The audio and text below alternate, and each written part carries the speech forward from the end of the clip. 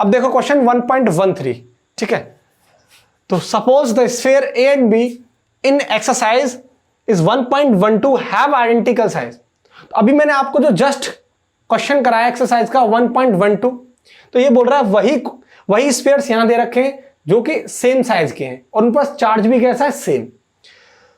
A third sphere of same size but अनचार्ज is brought in the contact with the first.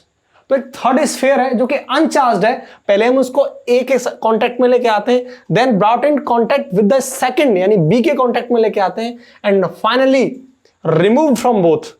तो what is the new force of repulsion between A and B. ठीक है, तो देखो question कह क्या रहा है।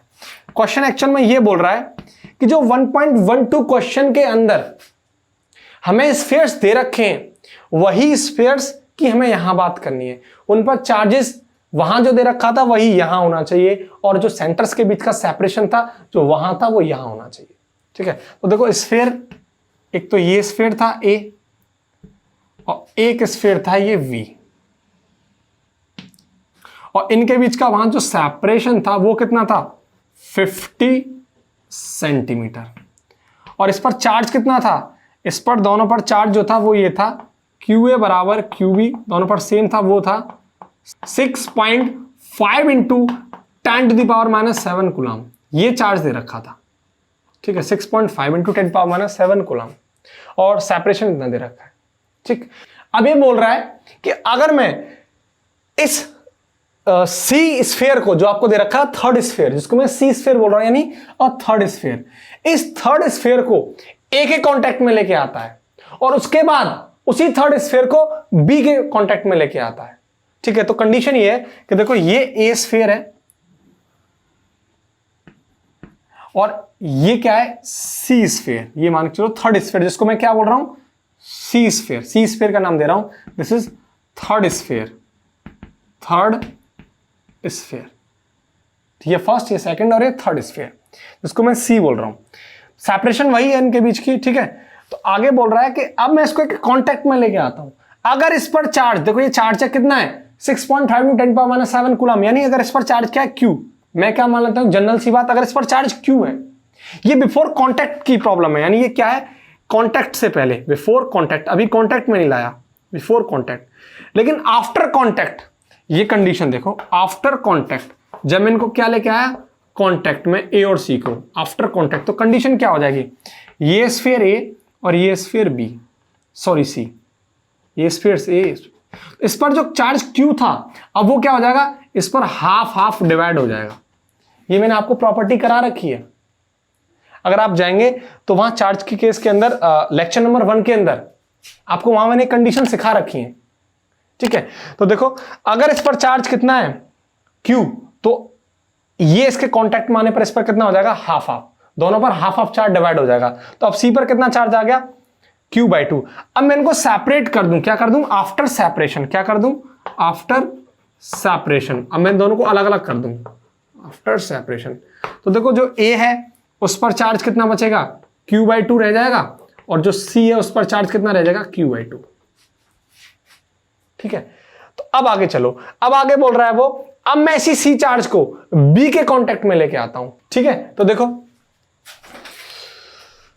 ये है B स्फीयर, ये रहा, इसको मैंने यहां बना लिया है, B स्फीयर है। ठीक है, और ये आपका है C स्फीयर, और जिस पर चार्ज कितना है, Q/2, और B पे स्फीयर पर चार्ज कितना है, Q। अब ये कब की प्रॉब्लम है, जब ये कांटेक्ट में नहीं है, बिफोर कांटेक्ट। ये कब की कंडीशन है, बिफोर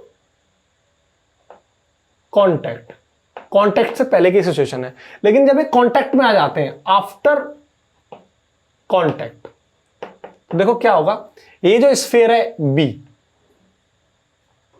और ये C, इसके कांटेक्ट में आएगा, तो अब इस पर चार्ज डिस्ट्रीब्यूटेड हो जाएगा हाफ हाफ इनके, यानी अगर इनके टोटल सम का कितना चार्ज ट्रांसफर हो जाएगा, दोनों पर हाफ। ये प्रॉपर्टी बोलती है अगर इस पर चार्ज Q है और इस पर कितना चार्ज है, Q/2,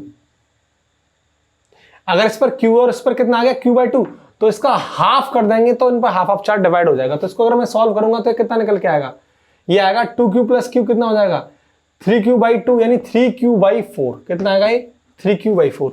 तो इस पर जो चार्ज है वो कितना आ जाएगा, 3Q/4, और इस पर चार्ज कितना आ जाएगा 3q/4 कांटेक्ट में आने पर। इस पर चार्ज कितना था कांटेक्ट से पहले B पर Q, और इस पर चार्ज कितना था q/2। लेकिन जैसे ही कांटेक्ट में आएंगे तो इनके सम, इनको हम ऐड करेंगे सम को, और सम के बाद इन पर हाफ हाफ चार्ज ट्रांसफर हो जाएगा। वो कितना आएगा 3q/4। ठीक है, अब जैसे मैं इसको सेपरेट कर दूंगा आफ्टर सेपरेशन क्या होगा, A पर चार्ज कितना बचेगा 3q/4 रह जाएगा, और C पर चार्ज कितना रह जाएगा वही 3q/4। ये C है। ठीक है, अब हमें क्या निकालना है, अब बोल रहा है what is the new force of repulsion. अब कितना फोर्स होगा, तो अब देखो मुझे चार्ज मिल गए, इसका मिल गया और इसका मिल गया, तो मुझे क्या निकलवा रहा है, मुझे निकलवा रहा है फोर्स निकलवा रहा है ए और बी के बीच में। तो देखो ए पर कितना है, now new force, new repulsive force. A पे कितना चार्ज है q/2 और बी पे कितना चार्ज है 3q/4, क्योंकि जो हमें फोर्स निकालना है वो ए और बी के बीच में तो निकालना है, यानी ए स्फीयर और बी स्फीयर की वजह से। तो देखो F बराबर कितना हो जाएगा k qa qb/r²। तो देखो k कितना हो जाएगा 9 × 10⁹, और qa कितना है, a पे कितना चार्ज है q/2।